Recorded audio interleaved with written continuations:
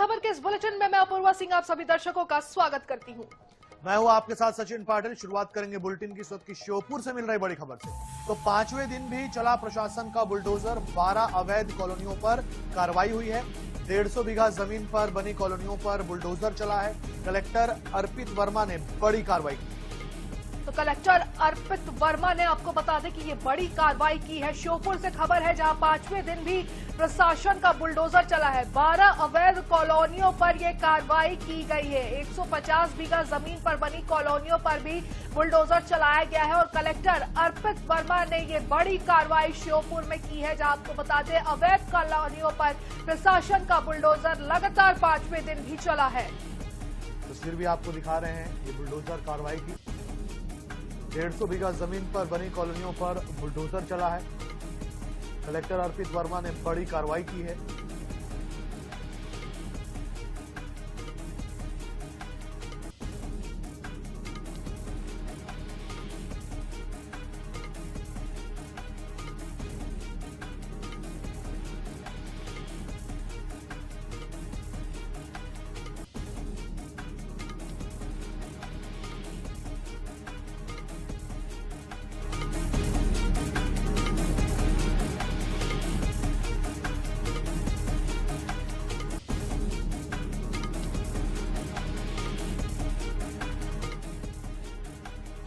तो 150 बीघा जमीन पर बनी कॉलोनियों पर यह बुलडोजर चलाया गया है। कलेक्टर अर्पित वर्मा ने आपको बता दें कि यह बड़ी कार्रवाई करते हुए अवैध कॉलोनियों पर लगातार पांचवें दिन प्रशासन बुलडोजर कार्रवाई हुई है।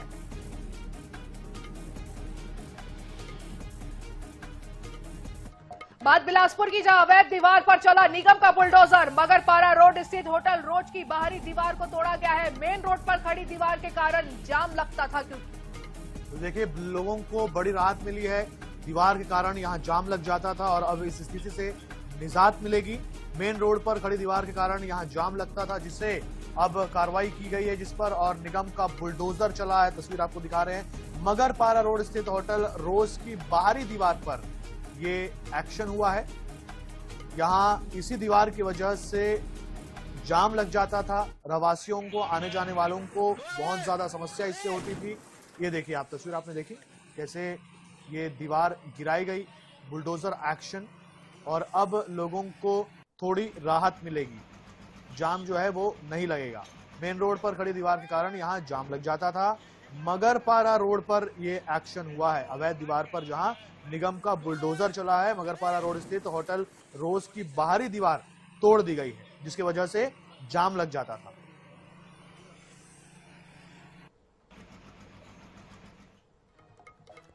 चलिए भोपाल से खबर आपको बताते हैं। भाजपा कार्यालय में पदस्थ जयप्रकाश चौरसिया का निधन हो गया है। भाजपा प्रदेश अध्यक्ष हेमंत खंडेलवाल ने उन्हें श्रद्धांजलि दी। खंडेलवाल ने अपने सभी निर्धारित कार्यक्रम निरस्त कर दिए हैं। दिवंगत जयप्रकाश के परिजनों से मुलाकात कर उनका ढांढस भी बढ़ाया है। तो दुखद खबर है राजधानी भोपाल से निकलकर सामने आ रही है जहां जयप्रकाश चौरसिया का निधन हो गया है। भाजपा प्रदेश अध्यक्ष हेमंत खंडेलवाल ने उन्हें श्रद्धांजलि दी है। खंडेलवाल ने इसके साथ साथ अपने सभी निर्धारित कार्यक्रम भी निरस्त कर दिए हैं। वहीं दिवंगत जयप्रकाश के परिजनों से मुलाकात कर ढांढस भी उन्होंने बंधाया है। तो भाजपा कार्यालय में पदस्थ जयप्रकाश चौरसिया का निधन राजधानी भोपाल से इस वक्त की दुखद खबर आप तक पहुंचा रहे। भाजपा प्रदेश अध्यक्ष हेमंत खंडेलवाल ने उनको श्रद्धांजलि दी है। इसके साथ साथ अपने निर्धारित कार्यक्रम भी हेमंत खंडेलवाल ने निरस्त कर दिए हैं। तो बड़ी खबर आपको बता रहे हैं।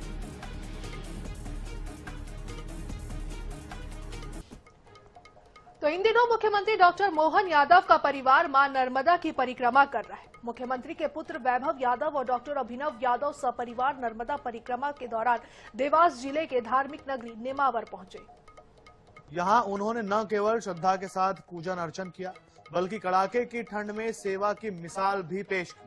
नेमावर पहुंचने पर नगर परिषद अध्यक्ष कृष्ण गोपाल अग्रवाल और बड़ी संख्या में भाजपा पदाधिकारियों ने वैभव यादव का आत्मीय स्वागत किया। अपनी यात्रा के दौरान वे सबसे पहले दंडी स्वामी आश्रम पहुंचे जहां उन्होंने गुरुजी का आशीर्वाद प्राप्त किया। इसके बाद नर्मदा तट पहुंचकर सपरिवार मां नर्मदा की आरती की और सिद्धेश्वर महादेव का दूध से अभिषेक कर प्रदेश की खुशहाली की मंगल कामना की। इस दौरान भक्ति के साथ साथ यहां सेवा का भाव भी देखने को मिला। वैभव यादव ने नर्मदा घाट पर मौजूद लोगों से मुलाकात की और कड़ाके की ठंड से राहत दिलाने के लिए उन्हें कंबलों का वितरण भी किया। इसी के साथ साथ साधु संतों और परिक्रमा करने वालों का आशीर्वाद लेकर वे अपनी आगे की यात्रा के लिए प्रस्थान कर गए। तो नेमावर पहुंचे सीएम डॉक्टर मोहन यादव के पुत्र वैभव परिवार के साथ। आपको बता दें कि ये नर्मदा परिक्रमा कर रहे हैं। सिद्धेश्वर महादेव का उन्होंने उस दौरान अभिषेक भी किया। इसके साथ साथ परिक्रमा करने वालों को कंबल भी बांटे, संत साधुओं का आशीर्वाद भी लेते हुए नजर आए।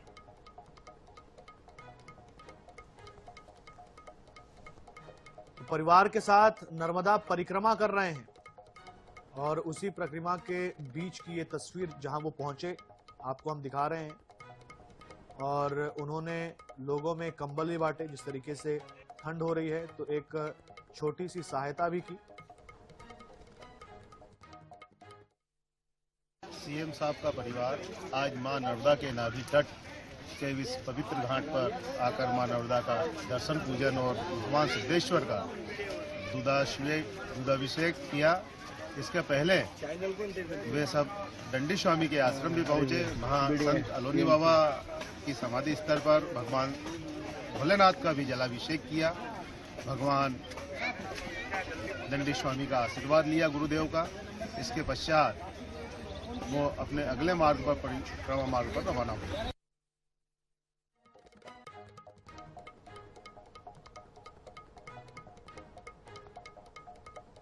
तो पूर्व मुख्यमंत्री भूपेश बघेल के बयान पर सीएम साय का पलटवार सामने आया।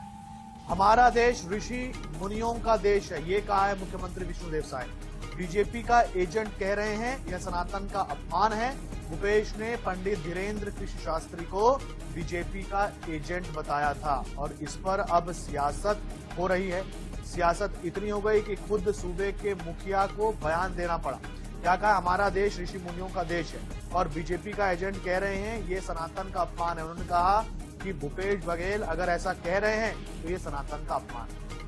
तो बिल्कुल आपको बता दें कि इन दिनों पंडित धीरेन्द्र कृष्ण शास्त्री छत्तीसगढ़ के दुर्ग में कथा कर रहे हैं। उनका कथा वहां पर चल रहा है। उसी को लेकर जब पूर्व सीएम भूपेश बघेल से बयान पूछा गया तो उन्होंने ऐसा कहा था। उन्होंने पंडित धीरेन्द्र कृष्ण शास्त्री को भाजपा का एजेंट बना दिया था और भूपेश बघेल के इस बयान के बाद से ही प्रदेश में सियासत जो है वो काफी ज्यादा गर्मा गई थी। भाजपा के कई नेताओं का इस पूरे मुद्दे पर बयान भी निकलकर सामने आया था और अब खुद सीएम विष्णुदेव साय का बयान इस पर निकलकर सामने आया है, जहां उन्होंने कहा है कि इस तरीके से बीजेपी का एजेंट किसी को कहना सनातन का अपमान है। इसके अलावा सीएम साय का क्या कुछ कहना है, सुनते हैं। हमारा ये देश ऋषि मुनियों का देश है, प्राचीन समय से ही, और ऋषि मुनियों का सम्मान होते आया है। और आज अगर बागेश्वर धाम के पीठाधीश्वर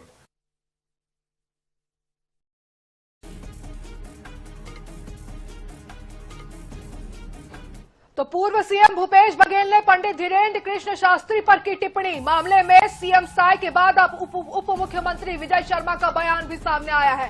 बाबा बागेश्वर समाज को जोड़ने का काम कर रहे हैं भूपेश बघेल को, इसमें दिक्कत क्या है? विजय शर्मा ने ये सवाल पूछ दिया है कि भूपेश बघेल को आखिर दिक्कत क्या है। तो एक तरफ सीएम विष्णुदेव साय ने भी भूपेश बघेल के बयान पर पलटवार किया है, तो वहीं अब उप मुख्यमंत्री विजय शर्मा का बयान भी निकलकर सामने आया है। समाज को जोड़ने का काम कर रहे हैं पंडित धीरेन्द्र कृष्ण शास्त्री। विजय शर्मा का कहना है, उन्होंने सवाल भी पूछा है कि भूपेश बघेल को आखिर इसमें दिक्कत क्या है।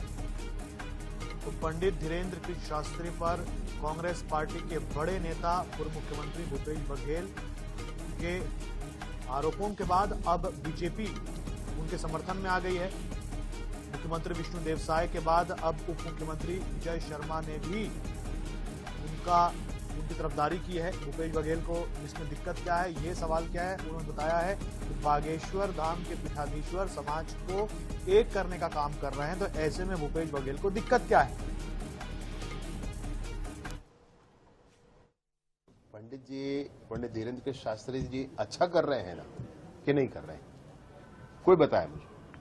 जब वो अच्छा कर रहे हैं, जब वो समाज को जोड़ने की कोशिश कर रहे हैं, जब समाज के ऊंच नीच के भाव को तोड़ने की कोशिश कर रहे हैं, जब वो देश को आगे बढ़ाने की बात करते हैं, तो इसमें दिक्कत क्या है किसी को? अभी भूपेश जी के पास भीड़ नहीं जुटती है, महाराज जी के पास अथाह भीड़ होती है, तो उनको दिक्कत क्यों होती है? और इस बात को इस तरह से जोड़ना कि वो क्या करेंगे, बच्चा है मेरे सामने, मतलब मैं नहीं सोचता हूं भाई कि इस पर हमको चर्चा भी करनी चाहिए इस बात पर। तो जबलपुर में हिंदू संगठनों के कार्यकर्ताओं ने शौर्य यात्रा निकाली। बजरंग दल के राष्ट्रीय संयोजक यात्रा में शामिल हुए। 50 से ज्यादा वाहनों में सवार होकर संगठन के लोग निकले। शौर्य यात्रा के लिए पुलिस ने पुख्ता इंतजाम भी किए। शौर्य यात्रा के लिए आपको बता दें कि पुलिस ने भी अपनी तैयारी पूरी तरीके से रखी थी, पुख्ता इंतजाम के द्वारा किए गए। तो संस्कार धानी में हिंदू संगठनों ने शौर्य रैली निकाली है। बजरंग दल के राष्ट्रीय संयोजक इस यात्रा में, इस रैली में शामिल भी है। तो राष्ट्र संयोजक भी इस यात्रा में शामिल हुए। कुछ तस्वीरें भी निकलकर सामने आई है इस यात्रा से। 50 से ज्यादा वाहनों में सवार होकर हिंदू संगठनों के लोग ये रैली निकाल रहे हैं। जबलपुर की धरती यानी संस्कार धानी की धरती है, ऋषि चवाली की धरती है। यहाँ पर सनातन को जगाने के लिए सभी युवकों में बहुत उत्साह है और ये उत्साह आगे बना रहे, इसलिए इस प्रकार की यात्रा हम करते रहते हैं। ये जागरण के माध्यम से हिंदू समाज संगठित होगा और धर्मांतर के खिलाफ स्वयं खड़ा होकर उसके खिलाफ आवाज उठाएगा और सरकार को बाध्य करेगा कि इसके खिलाफ कानून बनाकर ऐसे लोगों को कार्रवाई की जाए।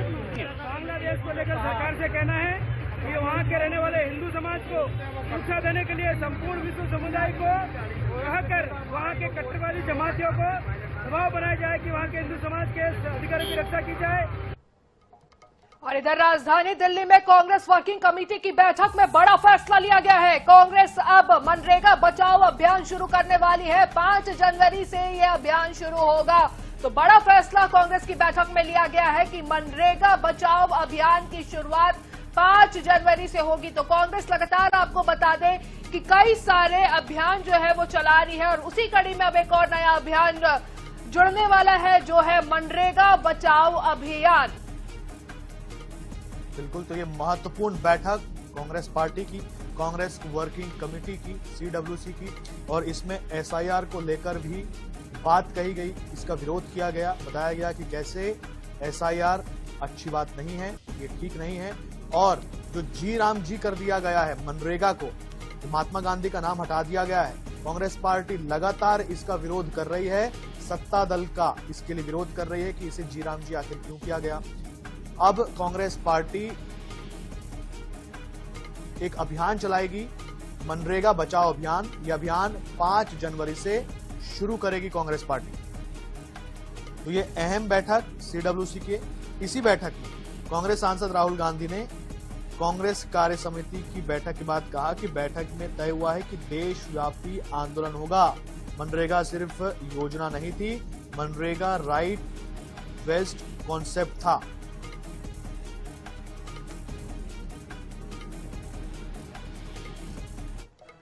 तो बिजली के बढ़ते दाम के खिलाफ प्रदर्शन देखने को मिल रहा है जबलपुर में। नागरिक उपभोक्ता मार्गदर्शक मंच ने प्रदर्शन किया। कंपनियों ने 10% रेट बढ़ाने का प्रस्ताव भेजा। विद्युत वितरण कंपनियों ने 6000 करोड़ के घाटे की बात कही। रेट बढ़ाने नियामक आयोग को प्रस्ताव भेजा। बिजली के रेट बढ़ने से आम जनता पर भार पड़ेगा। तो बिजली के रेट बढ़ने से आम जनता पर कहीं न कहीं भार जरूर पड़ेगा। तो संस्कार धानी में बिजली के बढ़ते दाम के खिलाफ प्रदर्शन देखने को मिला। नागरिक उपभोक्ता मार्गदर्शक मंच ने यह प्रदर्शन किया। कंपनियों ने 10% रेट बढ़ाने का प्रस्ताव भी भेजा है। विद्युत वितरण कंपनियों ने 6000 करोड़ के घाटे की इसमें बात कही है। वहीं रेट बढ़ाने नियामक आयोग को यह प्रस्ताव भी भेजा गया है। लेकिन बिजली के रेट बढ़ने से आम जनता पर भारी असर पड़ता हुआ नजर आएगा। तो बिजली के बढ़ते दाम के खिलाफ प्रदर्शन संस्कार धानी में देखने को मिला। नागरिक उपभोक्ता मार्गदर्शक मंच ने यह प्रदर्शन किया है।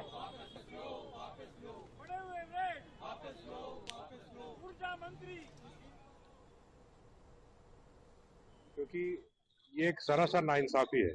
जब विद्युत के उत्पादन में जो भी चीजें लगती हैं, जैसे कोयला लगता है, उसमें राज्य सरकार ने छूट दी है, उसमें 400 रुपए प्रति टन सस्ता हो गया है। तो कहीं ना कहीं उत्पादन में जो लागत आती है उसमें कमी आई है। तो सरकार को राहत देनी चाहिए जनता को। वैसे भी मध्य प्रदेश में जो विद्युत की दरें हैं, पूरे देश में आप देखें हम काफी ऊंची विद्युत दरों पर आम जनता से वसूली कर रहे हैं। GST कम कर दिया गया है, इसलिए बिजली के रेट इस साल बढ़ेंगे नहीं। लेकिन आज जो विद्युत नियामक आयोग ने सार्वजनिक सूचना जो जाहिर की है, उसमें बड़े हुए रेट 10.19% से बढ़ाया गया है, उसका प्रस्ताव दिया है। इसका मतलब ये है कि राज्य सरकार ने गुमराह किया है, ऊर्जा मंत्री ने गुमराह किया है। इधर शिवपुर जिले की नरवर तहसील क्षेत्र के ग्राम नरौवा में सुबह उस समय हड़कंप मच गया जब एक किसान के खेत में अचानक से एक पैराशूट गिरा। इसके बाद आनन फानन में पुलिस को सूचना दी गई। जानकारी मिलते ही स्थानीय पुलिस, प्रशासनिक अमला और विशेष सुरक्षा बल मौके पर पहुंचा। पूरे क्षेत्र को घेराबंदी कर सुरक्षित किया गया और पैराशूट की जांच की गई। प्रारंभिक जांच में पैराशूट पर एक पर्ची चिपकी हुई मिली, जिससे यह अंदाजा लगाया जा रहा है कि इसका संबंध रक्षा मंत्रालय से हो सकता है। प्रशासन मामले की जांच कर रहा है। घटना के बाद से गांव में तरह तरह की चर्चाएं हैं। वहीं प्रशासन ने अफवाहों से बचने की अपील की।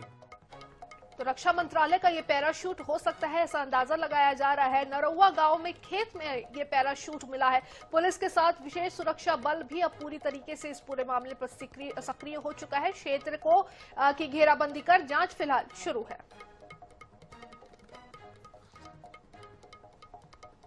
सबका स्वास्थ्य सबका इलाज, ये नारा सुनने में बहुत अच्छा लगता है, लेकिन छत्तीसगढ़ के कोरिया जिले के पलारी डांड गांव में यह नारा एक मजाक बनकर रह गया है। यहां स्वास्थ्य विभाग का कारनामा सामने आया है, जहां एक अस्पताल पिछले 20 सालों से कागजों पर तो शान से चल रहा है, लेकिन जमीन पर ईंट तक नहीं रखी गई। ग्राउंड जीरो पर पहुंचे हमारे संवाददाता कमलोद्दीन अंसारी ने जब इस अदृश्य स्वास्थ्य केंद्र की तलाश की तो जो हकीकत सामने आई वो चौंकाने वाली है।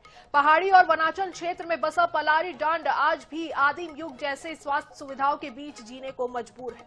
विभाग के फाइलों में यहाँ डॉक्टर, नर्स और दवाइयां सब मौजूद हैं, लेकिन धरातल पर ग्रामीणों को एक टैबलेट के लिए भी 15 किलोमीटर का सफर तय करना पड़ता है। सबसे बुरा हाल गर्भवती महिलाओं का है, जिन्हें प्रसव के दौरान उबड़ खाबड़ रास्ते से ले जाना किसी जंग जीतने से कम नहीं है। एम्बुलेंस यहाँ के लिए एक सपना है। अब सवाल ये उठता है कि पिछले 2 दशकों से इस केंद्र के नाम पर आ रहा बजट आखिर किसकी जेब में जा रहा है और क्या जिम्मेदार अधिकारी इस कागजी अस्पताल की कभी सूध लेंगे?